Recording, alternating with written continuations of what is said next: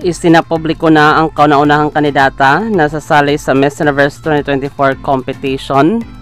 Siya si Romy Al-Qahtani mula sa bansang Saudi Arabia. Ito ang unang pagkakataon na sasali sa nasabing pageant ang bansa sa pinakabonggang international pageant. Sa tingin ko, malakas ang maging laban niya dahil palaban siya at maganda. Ano kayang maging placement niya dito sa competition? Maraming salamat sa panonood. Para maging updated ka, huwag kalimutang mag-subscribe.